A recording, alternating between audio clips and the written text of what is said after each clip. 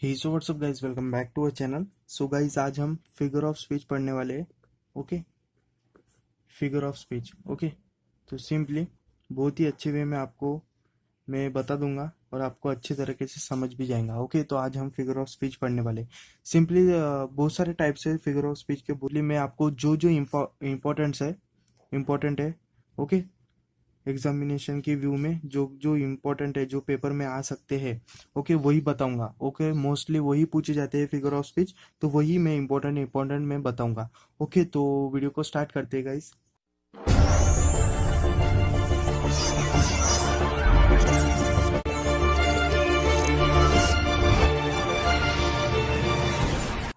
तो simply first is, बहुत सारे एग्जांपल्स है बट जो जो इम्पोर्टेंट है वही बताने वाला हूँ आज मैं।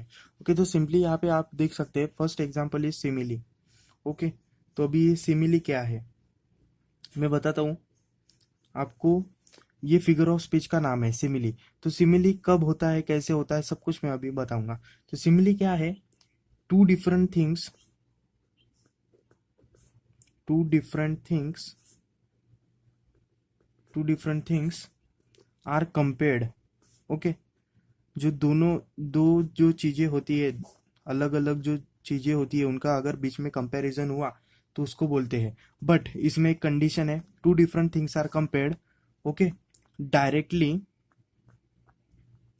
Directly with each other. Okay, वो दोनों भी चीजें कंपेयर होते हैं एक दूसरे के साथ। ओके, बट इसमें एक कंडीशन है, वो क्या है?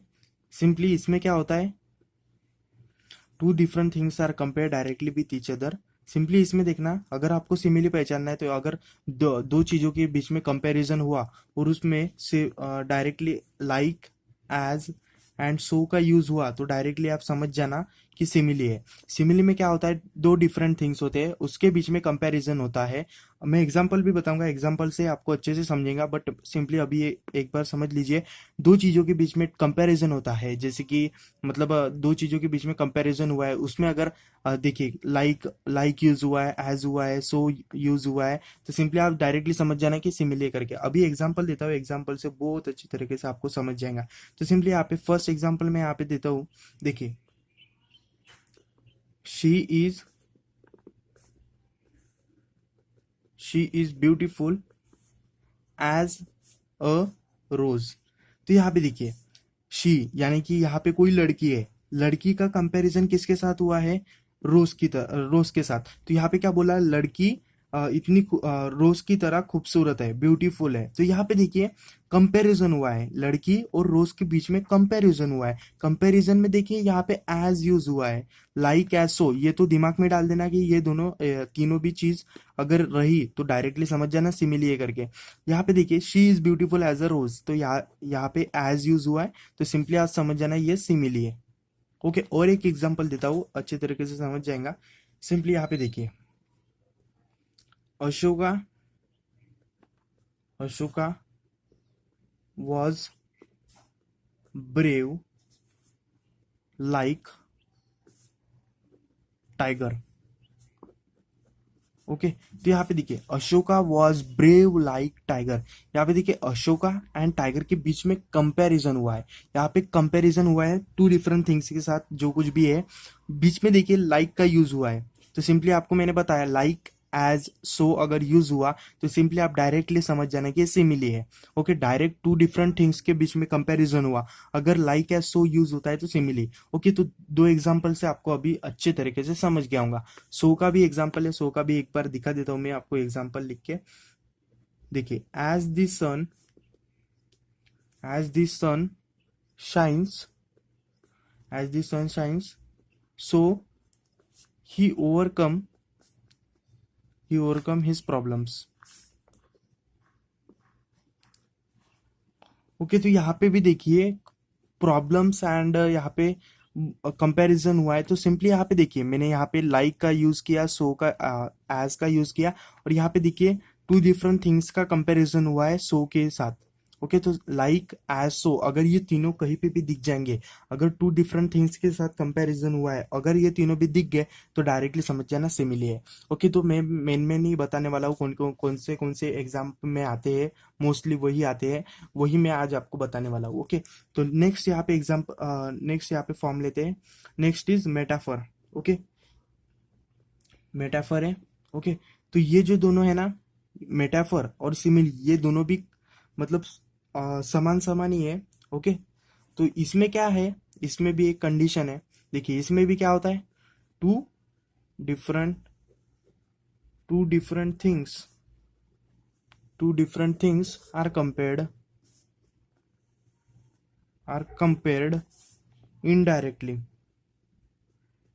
इनडायरेक्टली। देखिए अभी क्या है, इसमें क्या होता है, टू डिफरेंट थिंग्स है ना, उनके बीच में कंपैरिजन होता है, पर इनडायरेक्टली कंपैरिजन होता है, डायरेक्टली कंपैरिजन नहीं होता है। इसमें क्या होता है, देखिए जैसे कि इसमें देखिए टू डिफरेंट थिंग्स का कंपैरिजन है, वो डायरेक्टली हुआ था, जैसे कि डायरेक्टली मतलब लाइक एज सो यूज करके। बट इसमें क्या होता है, टू डिफरेंट थिंग्स का कंपैरिजन इनडायरेक्टली होता है, और विदाउट यूजिंग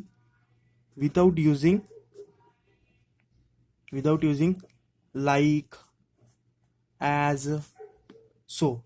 इसमें देखिए two different things are compare directly with each other like as so. अगर इसमें टू डिफरेंट थिंग्स का कंपैरिजन डायरेक्टली हुआ है तो लाइक एज सो यूज होगा। बट इसमें मेटाफर में क्या होता है, टू डिफरेंट थिंग्स का कंपैरिजन तो होता है, बट ये इनडायरेक्टली होता है। इनडायरेक्टली मतलब लाइक एज सो का यूज नहीं होगा इसमें, सिंपली डायरेक्टली इनडायरेक्टली कंपैरिजन हो जाएगा, यहाँ पे इसका यूज ही नहीं करना है। ओके, लाइक एज सो का यूज ही नहीं करना है। तो सिंपली मैं यहाँ पे एग्जांपल देता हूँ, एग्जांपल से आपको अच्छे से समझ जाएगा। ओके, तो यहाँ पे एग्जांपल देखिए, फर्स्ट एग्जांपल देखिए, इंडिया इज आवर मदर। अभी अच्छे से इस एग्जांपल को पढ़िए एक बार, इंडिया इज आवर मदर। तो यहाँ पे क्या है, इंडिया है और मदर है, इन दोनों का कंपैरिजन हुआ है, इनडायरेक्टली कंपैरिजन हुआ है। यहाँ पे लाइक एज सो कुछ भी यूज नहीं हुआ है, बट आपको डायरेक्टली पढ़ने पे आपको समझ में आ रहा है कि यहाँ पे इंडिया को मदर की तरह मतलब मदर ही समझा जा रहा है, मतलब यहाँ पे कंपैरिजन हुए है। सिंपली आपको ये मेटाफर समझ जाना है, यहाँ पे लाइक एज सो नहीं यूज हुआ है, और डायरेक्टली ये इनडायरेक्टली यहाँ पे कंपैरिजन हो रहा है। सिंपली आप समझ जाना। ओके, नेक्स्ट और एक एग्जांपल देता हूँ, अगर ये नहीं समझाऊंगा तो। ओके, यहाँ पे देखिए, books are are best friends. देखिए अभी क्या है, बुक्स है और बेस्ट फ्रेंड है।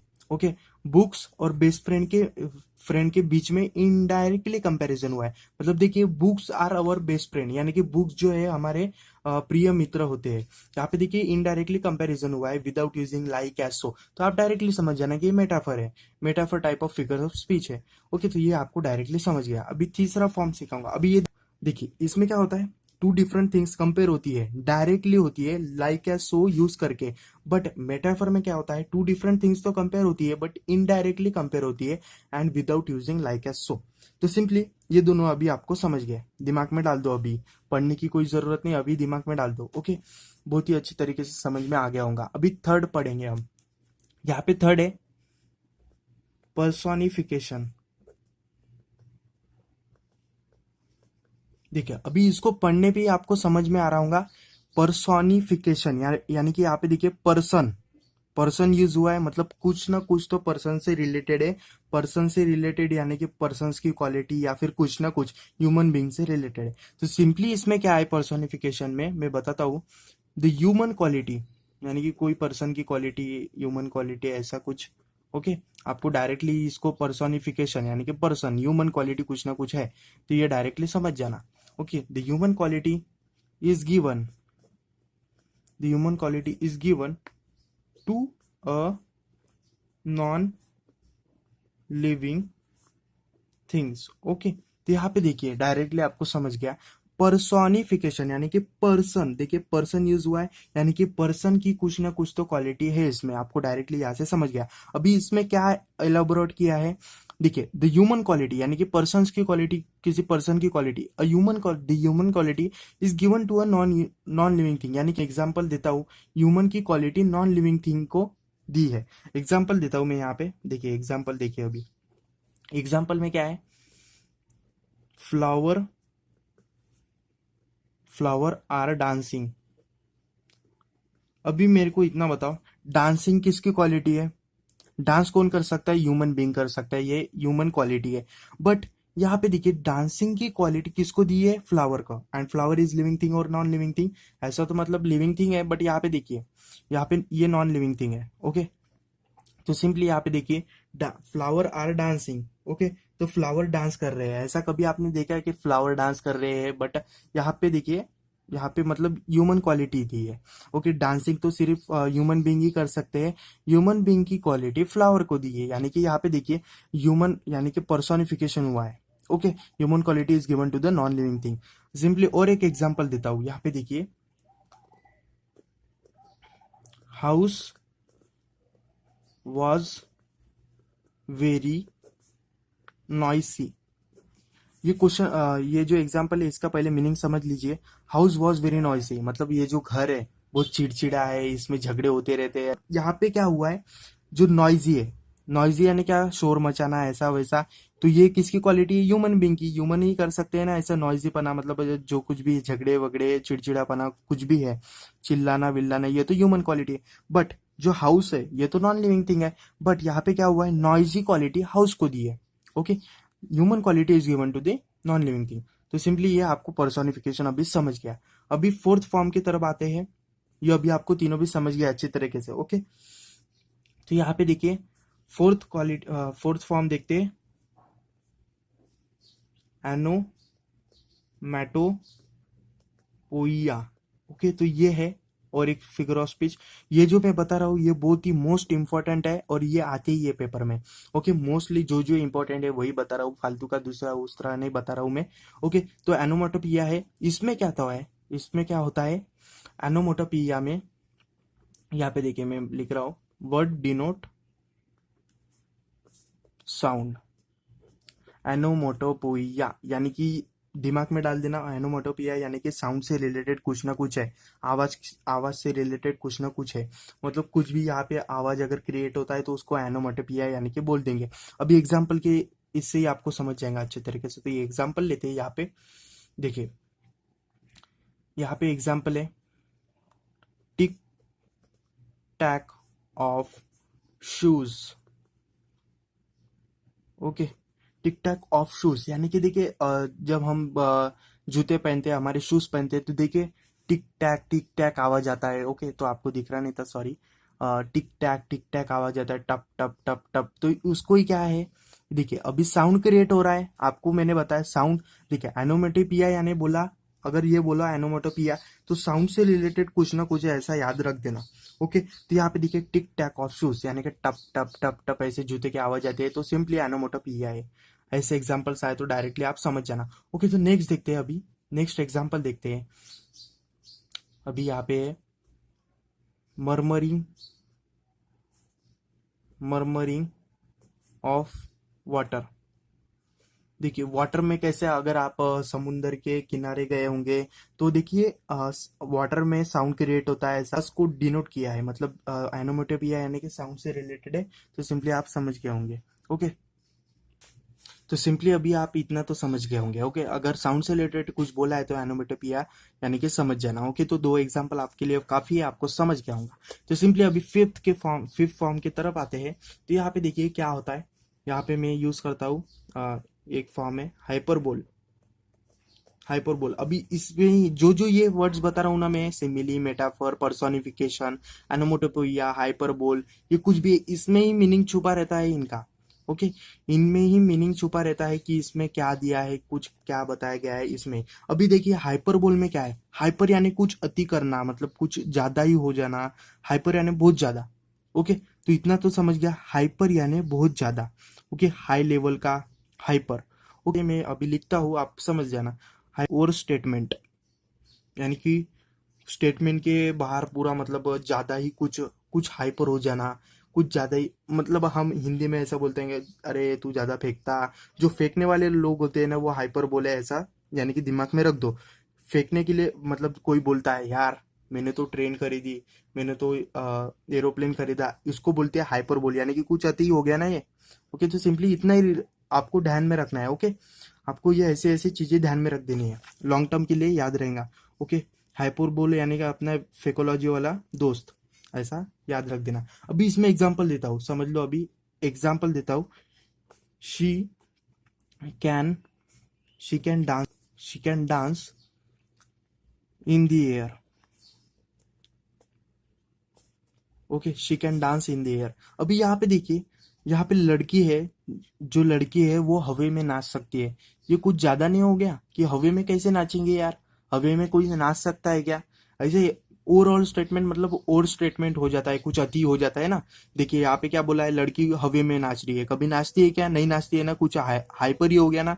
बस ये समझ जाना, कुछ फेकोलॉजी हुई है यहाँ पे, तो समझ जाना कि हाइपर बोले करके।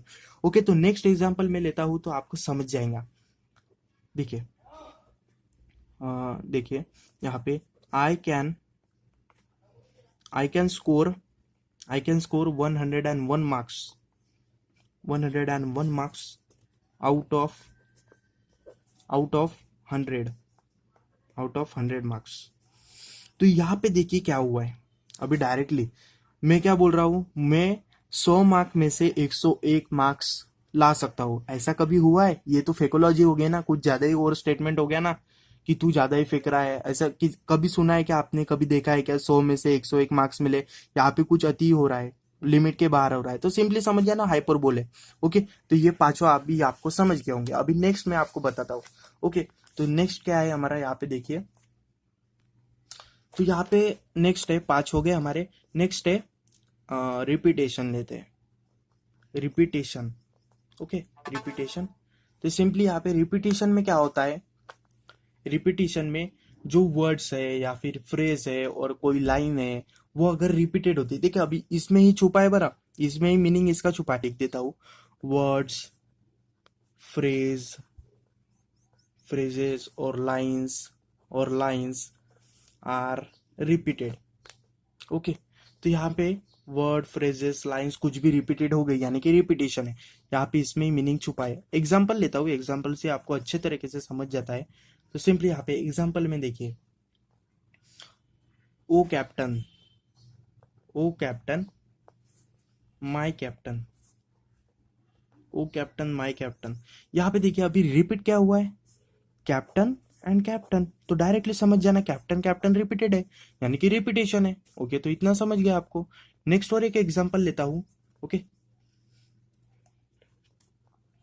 आई सॉ डैश डैश, कुछ भी होगा यहाँ पे, आई सॉ, एंड एक फ्रेज है आई सॉ। तो ये फ्रेज मैंने ऐसे एग्जांपल लिया, आई सॉ, जो कुछ भी बीच में होगा, और आई सॉ लास्ट में। तो सिंपली यहाँ पे देखिए, I saw and I saw is repeated. तो सिंपली यहाँ पे समझ जाना कि अगर कोई वर्ड, फ्रेज और लाइन रिपीटेड होती है तो रिपीटिशन होता है। तो यहाँ पे डायरेक्टली आपको समझ गया। अभी इससे ही रिलेटेड क्या है, एक सेवेंथ फॉर्म है एलिट्रेशन, एलिट्रेशन इससे ही रिलेटेड है। इसमें क्या होता है, consonant, consonant consonant is repeated. यहाँ पे क्या होता है, जैसे कि आपने यहाँ पे याद रखना है, रिपीटेशन में क्या होता है, वर्ड, फ्रेज और लाइन रिपीटेड होती है। एलिट्रेशन में क्या होता है, कॉन्सोनेंट रिपीट होते हैं, सिर्फ कॉन्सोनेंट। यानी कि एग्जांपल से अच्छी तरीके से समझ जाएगा। एग्जांपल में क्या है, यहाँ पे देखिए, the sea the seas and the streams. Okay, तो यहाँ पे आप देख सकते हैं, ये स्टेटमेंट दिया है आपको, the seas and the streams. तो यहाँ पे देखिए, एस एस एस एस, देखिए कितने बार यूज हुआ है, S S S S. Okay, तो सिंपली यहाँ पे देखिए स्टार्टिंग का ही लेना, एस और एस, ये दो बार रिपीटेड है, यानी कि ये जो अल्फाबेट्स है, कॉन्सोनेंट है, ये रिपीट हो चुके हैं। तो सिंपली यहाँ पे ध्यान रखना कि रिपीटिशन में वर्ड, फ्रेज और लाइन रिपीटेड होती है, और एलिट्रेशन में सिर्फ कॉन्सोनेंट्स और अल्फा। सिंपली यहाँ पे सेकंड एग्जांपल जैसे कि लेते हैं हम अभी। ओके, तो सेकंड एग्जांपल क्या है, bring bring the book, bring the book to the book to the book case. तो यहाँ पे देखिए इसमें क्या है, bring the book to the book book case. यहाँ पे देखिए बी बी बी, बहुत बार बी रिपीटेड हुआ है, यानी कि ये जो कॉन्सोनेंट है ये रिपीटेड हुआ है बहुत बार। तो सिंपली आप डायरेक्टली समझ जाना एलिट्रेशन है। ओके, तो ये रिलेटेड रिलेटेड ही मैं बता रहा हूँ, आपको डायरेक्टली समझ जाएगा इसलिए। ओके, तो आपको डायरेक्टली याद रखना है गाइज। ओके, तो सिंपली अभी 8 नंबर का बताता हूँ मैं अभी क्या है। यहाँ पे एपोस्ट्रोफ लेते हैं। एपोस्ट्रोफ, एपोस्ट्रोफ में क्या है देखिए, अभी एपोस्ट्रोफ में an address, an address to a non-living thing, to the non-living thing. Okay, to the non-living things or abstract thing, or abstract thing. Okay, example में आपको डायरेक्टली मैं बता देता हूँ। देखिए अभी एग्जाम्पल में बताता हूँ। ओ मून, ओ मून, यहाँ पे देखिए ओ मून। सेकेंड एग्जाम्पल ओ सन। ओके, थर्ड एग्जाम्पल ओ कैप्टन। ओके, तो यहाँ पे देखिए हमने एड्रेस मतलब डायरेक्टली उसका एब्स्ट्रैक्ट थिंग को डायरेक्टली एड्रेस किया है। ओके, तो ये आपको समझ गया होगा। जो ये नॉन लिविंग थिंग्स है, एब्स्ट्रैक्ट थिंग्स है, जिसमें जो लिविंग थिंग्स नहीं है, एब्स्ट्रैक्ट थिंग है, उनको डायरेक्टली हमने एड्रेस किया है, उसको एपोस्ट्रोफ बोलते हैं। ओके गाइस, तो ये आपको समझ गया होगा। नाइन्थ वाला अगर लेते हैं, नाइन्थ में हम लेते हैं एंटी, एंटीथेसिस, एंटीथेसिस। अभी इसके ही इसमें देखिए यहाँ पे मीनिंग छुपा है। एंटीथेसिस यानी कि देखिए एंटी यूज करो। ये देखिए अगर कुछ वायरस फैल गया, ऐसा कुछ वायरस अगर फैल गया कहीं पे, तो क्या बोलते हैं, इसका एंटीटोड बनाओ, एंटीटोड बनाओ, यानी कि उससे अपोजिट कुछ ना कुछ बनाओ जो इससे फाइट कर सके और वायरस खत्म हो जाए, यानी कि उसका कुछ अपोजिट बनाओ। ओके, उससे कुछ अपोजिट बनाओ। तो यहाँ पे भी अपोजिट ही यूज होता है। तो यहाँ पे देखिए टू अपोजिट, उसमें मीनिंग छुपा होता है गाइस, बट आपको समझना है अच्छे से। ओके, एंटी यानी कि opposite. Okay, two opposite words यानी कि दो अपोजिट वर्ड्स यूज होंगे।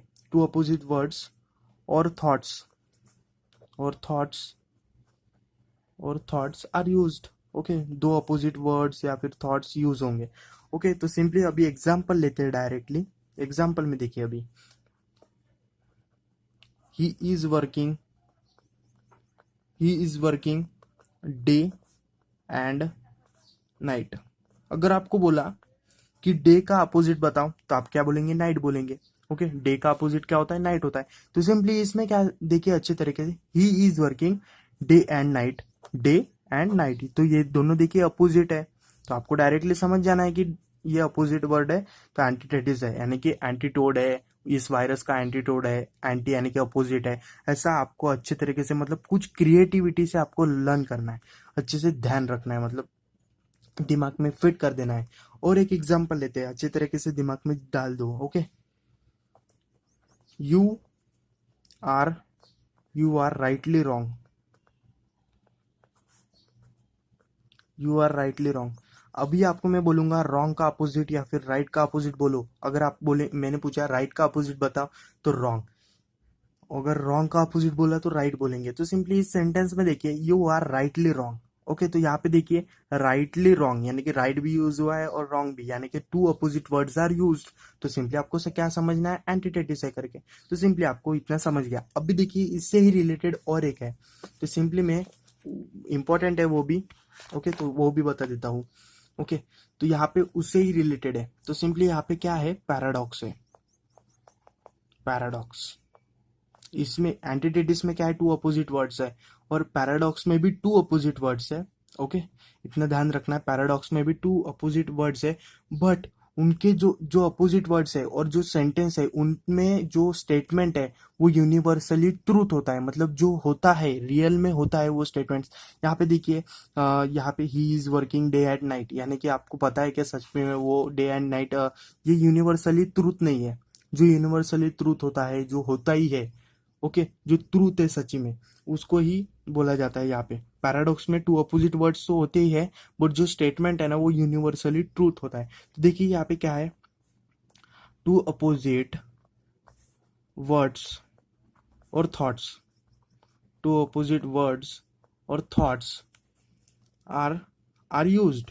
Okay, are used but having universal, but having universal truth. Okay, तो यूनिवर्सली ट्रूथ होता है, टू अपोजिट वर्ड्स तो होते ही, बट इसमें एक कंडीशन है, ये जो सेंटेंस है ये यूनिवर्सली ट्रूथ होता है। तो सिंपली एग्जाम्पल लेते हैं। एग्जाम्पल में देखिए, फर्स्ट एग्जाम्पल क्या है, यहाँ पे देखिए, there is always a day after night. Okay, तो सिंपली अभी देखिए सेंटेंस को अच्छे से देखना। डे का अपोजिट क्या है, नाइट है, और नाइट का अपोजिट क्या है, डे है। तो सिंपली डे और नाइट यहाँ पे ये अपोजिट वर्ड्स है एंड यूज हुए हैं इस सेंटेंस में। बट सेंटेंस को अच्छे से पढ़ा तो आपको क्या समझ में आ रहा है, there is always a day after night. Okay, तो आपको यहाँ पे समझ में आ रहा है। सच में अगर मैं आपको क्वेश्चन पूछता हूँ कि रोज रोज डे के बाद नाइट आता है और नाइट के बाद डे आता है, ऐसा होता है ना, ये यूनिवर्सली ट्रूथ है और ये होता ही है। ऐसा कुछ हुआ नहीं होगा कि हर बार डे ही रहता है, हर बार नाइट रहता है, ऐसा कुछ नहीं है। ये यूनिवर्सली ट्रूथ है, हर हर डे के बाद नाइट आता है और नाइट के बाद डे आता है। तो सिंपली ये यूनिवर्सली ट्रूथ है, ये सेंटेंस में ही पता चल रहा है। सेकेंड और एक एग्जाम्पल लेते हैं, समझ जाएंगे आपको। Okay, one one has to cry after after laughing too much. कोई यहाँ पे तो ये सेंटेंस में क्या समझ में आ रहा है, ज्यादा ज्यादा दांत मत दिखा नहीं तो रोएगा पछताएगा, ऐसा कुछ ना कुछ होता है। हिंदी में बोलते हैं ज्यादा तू अपने दांत मत दिखा, ज्यादा हंस मत, फिर तेरे को रोना पड़ेगा पछताना पड़ेगा, ऐसा कुछ ना कुछ है। बट यहाँ पे इस सेंटेंस में देखिए, अभी सेंटेंस की तरफ आते हैं। One has to cry after laughing too much. तो यहाँ पे देखिए, क्राई लाफ, क्राई का अपोजिट क्या है, लाफ होता है, और लाफ का अपोजिट क्राई होता है। तो सिंपली ये टू अपोजिट वर्ड्स तो यूज हुए, बट इसमें क्या ट्रूथ है, universal truth. Yes, there is universal truth and hence it is called paradox. But antithesis में क्या होता है, टू अपोजिट वर्ड्स तो यूज होती है, बट जो सेंटेंस है ये वो यूनिवर्सली ट्रूथ नहीं रहता है। ओके, तो सिंपली आपको 10 पूरे फिगर्स ऑफ स्पीच समझ गए। ओके, तो यही बहुत इंपॉर्टेंट फिगर ऑफ स्पीच थे, आपको समझना था। ओके, अगर कोई रिमेनिंग अगर फिगर ऑफ स्पीच आपको पढ़ना है तो सिंपली आप कमेंट में बताइए कि आपको कौन सा फिगर ऑफ स्पीच पढ़ना है। और ओके गाइस, तो मिलते हैं हमारे नेक्स्ट वीडियो में। Till then good bye guys. मैंने डिग्री ऑफ कंपैरिजन की भी वीडियो डाल दी है, उसमें भी डिग्री ऑफ कंपैरिजन बहुत अच्छी तरीके से पढ़ाया है। तो यहाँ पे मैं अभी एंड स्क्रीन में लगा देता हूँ गाइस, आपको वो पढ़ना है, अच्छी तरीके से समझ जाएंगे। आपको विद इन 28 मिनट्स आपको सब डिग्री ऑफ कंपैरिजन अच्छी तरीके से समझ जाएंगे, और ये फिगर ऑफ स्पीच भी आपको 28 मिनट्स में पूरा समझ के आऊंगा। तो सिंपली मिलते हैं हमारे नेक्स्ट वीडियो में। Till then good bye.